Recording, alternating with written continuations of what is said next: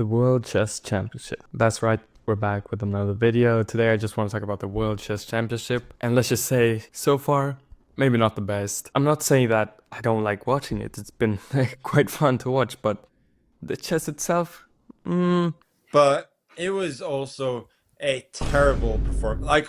He's generally not impressive. Was it a good game by World Championship standards?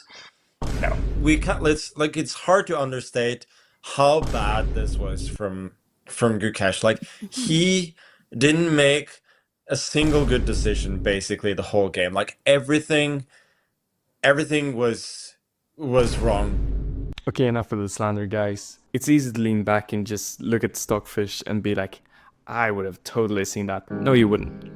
I think a great example of this was round 8, the most recent round as I'm recording this. Here Ding went queen d4, which was a repetition, because after queen g2 it would be a draw. But it's actually a +1 advantage. Now, they don't know that during the game, and if you've never played classical chess before, it's very different, and it is not easy to determine, especially when you've been losing for such a long time. You have to switch your mindset. And you know, people in the chat are saying like, why is he taking a draw? Is he that like that much of a coward and not trying to be ambitious and win the game? But in reality, I think both the players were actually thinking that black had the upper edge here, because even as we saw in the game, Gukesh didn't even go for the perpetual, even though he was technically worse. And when we look at what the engine says, yeah, it's easy just looking at the moves and playing them, but bishop d4, when you think about it, it doesn't make any sense. You're practically allowing black to go back and attack, and after bishop b6, you know, if black wants, they can go back here and offer a repetition. And now, apparently after queen d4, it's like different because this bishop is here. And no, it doesn't have to do with this pawn on a5, because if you take it, there's suddenly knight f3 and you know, you're losing your queen and you're losing the game. So I don't think Ding necessarily thought he was actually winning at any point, especially because he was losing before that. And let me tell you, you see these pawns on the queen side, they are marching down. Yeah, white is an exchange up, but past pawns, like doubled ones, you know, they are really scary. Like, it is generally my greatest fear. I don't care if anybody asks me like, what's your biggest fear? I'm just gonna say spiders, because nobody's going to believe that it's doubled past pawns.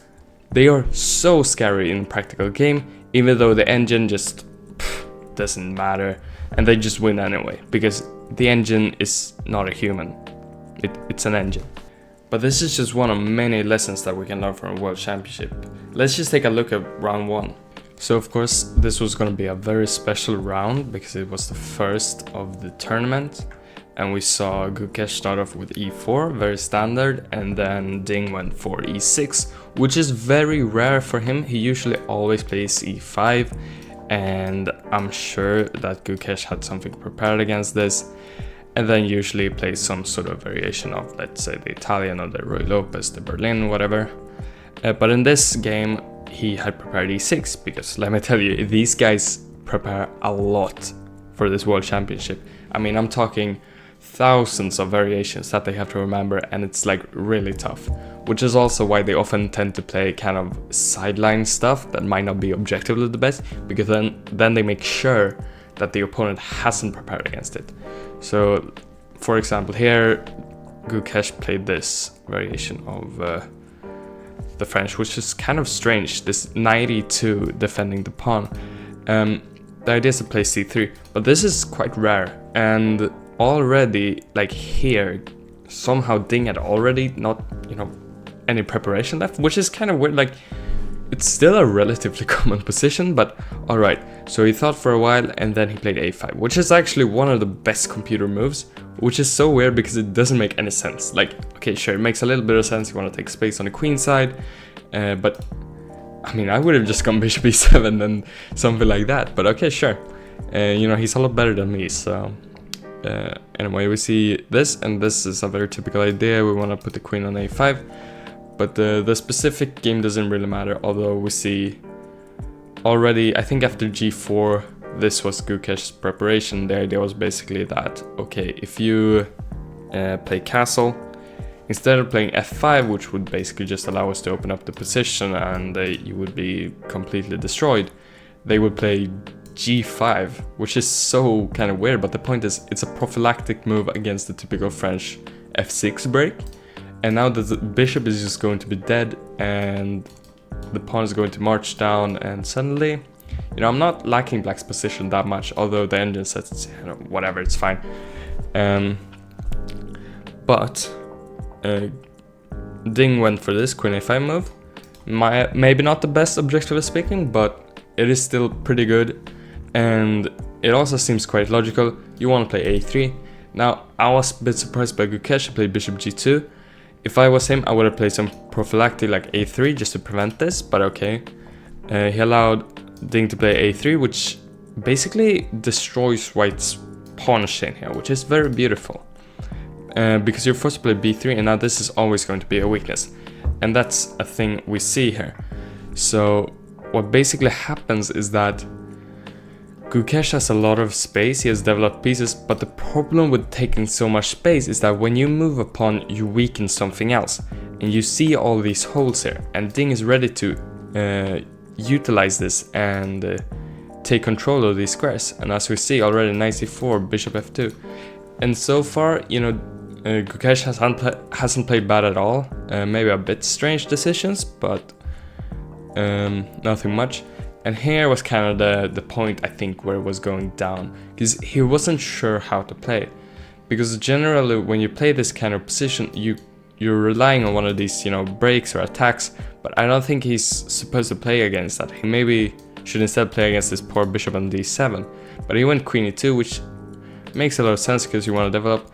But the issue was that he spent like 35 minutes on this, which is just way too much. And then we see some very quick, confident moves by Ding. And this was kind of the part where I realized that, wait, Ding actually has a chance in this match. He's playing confidently, he's playing really good, and suddenly Gukesh is under pressure.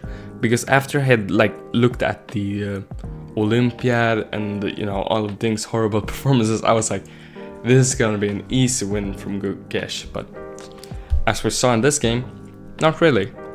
And already here he made the first mistake, and after this it was just a crushing defeat.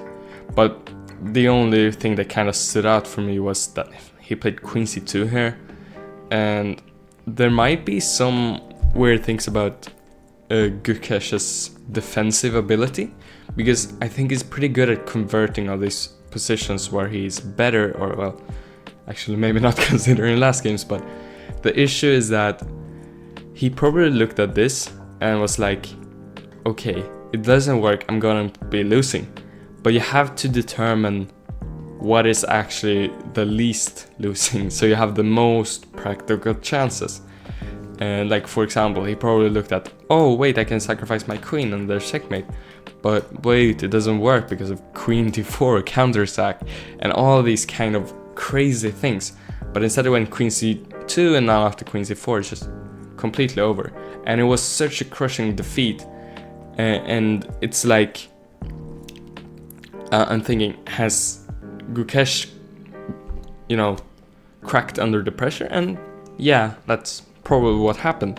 You know, you see him, he's like this very calm guy, but you have to realize that there's a lot of pressure in a World Championship game, and they are probably not going to be playing as well when it comes psychologically as in a normal tournament, because all eyes are on them.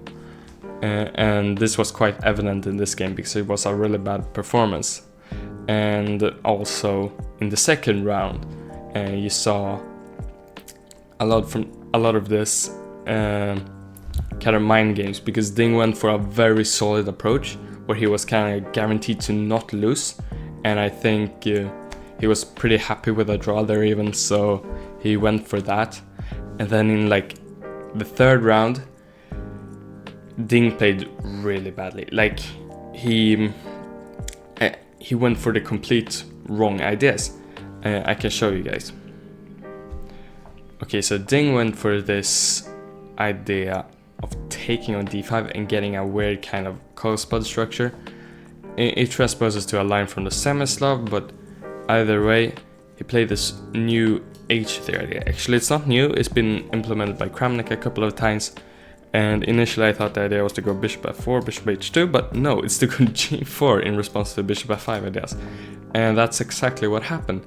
But what I didn't like from Ding's approach against this opening is that he had no preparation in this, which is, you know, that happens. But you have to think strategically in this situation.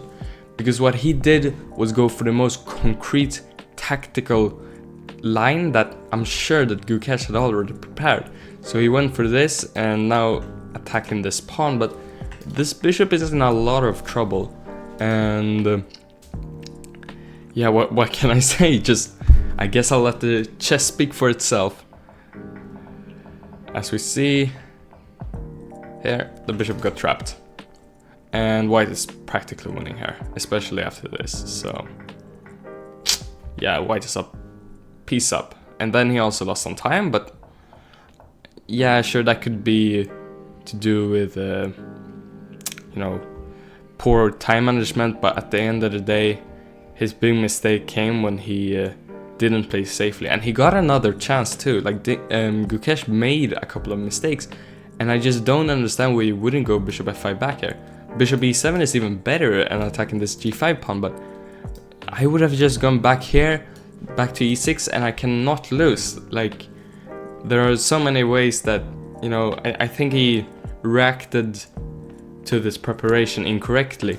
And by the way, guys, I'd just like to mention, if you're not already from the Lichess, I've posted a Lichess study where you can see the annotated games that I've written and also some exercises that you can do. But okay, let's continue talking about another game. This was game 7, one of the most important games and most defensive brilliances by Ding. It was very strange. If we look at this, it was this very symmetrical, boring kind of Slav Grunfeld against the Kallan. And here Gukesh played the strangest move I've ever seen. Rook e1. This is practically a novelty. Like, the idea I get is that after d takes e4, you want to go e4. And it makes a lot of sense, and honestly, I don't know why people haven't played this yet. But it's not that good, practically speaking. But since nobody has played this, Ding is not gonna know what to do. And while he does correctly take on c4 and plays bishop g4, which is also really good, and basically the idea is that you can sometimes kind of take on f3 and this d4 pawn will be under pressure. Gukesh shows the idea by going rook e1 rather than knight c3. He wants to put his knight on d2 so he can take the c4 pawn. And this is already where Ding goes wrong.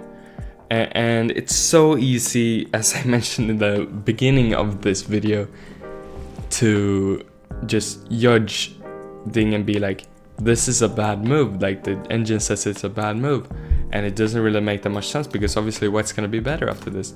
But let me tell you, like, I've played this both as black and white. Okay, I haven't really played this gambit as white, but I've played it as black, and it's so hard to play.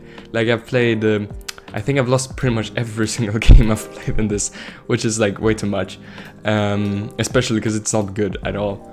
But it is, practically speaking, so difficult, and I'm just gonna say well done to Gukesh's team to find all these strange ideas which are so difficult to play against. But also, as we can see, it seems like Gukesh can play really, really well, but Ding somehow has a really good resilience as well. Like, we see this, I really like this b4 move, for example, by Ding. By Gukesh. Ding is very low on time, so he complicates the position a lot, and it clearly works. And after something like this, being a bit greedy perhaps, Gukesh gets a winning position. But somehow, you know, somehow, I don't know how, still, he doesn't manage to convert, and Ding just plays so well here. For example, this, actually here he blundered, but after this f6 move, it's such a genius idea, and the idea is basically to prevent rook g6. An engine doesn't suggest f6 because it's not objectively the best move, but practically speaking it gives the best chances, and that's kind of the difference between these players and the engines. Now the point is that after h4, which was a mistake by the way, and bishop d1, which, you know, both these players thinking like humans because they are humans, and they understand each other very well. What Gukesh had missed was that after f4 there is no bishop c2, which was his initial idea before thinking about f6, because now you can take on g3, and after it takes there's g2, and you cannot prevent this because after f4, you know, rook king d4, there's no king f2 either. So, you know, it was like a really impressive performance by Ding, and he managed to kind of defend himself, but I am kind of unimpressed by Gukesh's ability to convert. Like personally, I don't really, I guess this could be a hard endgame to defend, but still winning. So yeah, I'm really not sure how to think about this, especially considering, you know, round 7 and round 8 has been very shaky. I mean, Gukesh has been winning, Ding has been winning, none of them had taken their chances, and that's really something we have to see because it's the World Championship. So I guess I'm really looking forward to the future games, but yeah, it's been really interesting so far, and I definitely do recommend checking out my leeches and doing the exercises. And also, by the way, I'm going to the World Champion, not the World Championship, this is the World Championship. I'm going to the World Blitz and Rapid Championship in late December, so in like less than a month, which is insane. And there I'll probably meet some of the very strong players, and I'm just gonna be there like, I just ran 2300 because I somehow won the National Blitz Championships. So, but yeah, see you guys in the next video.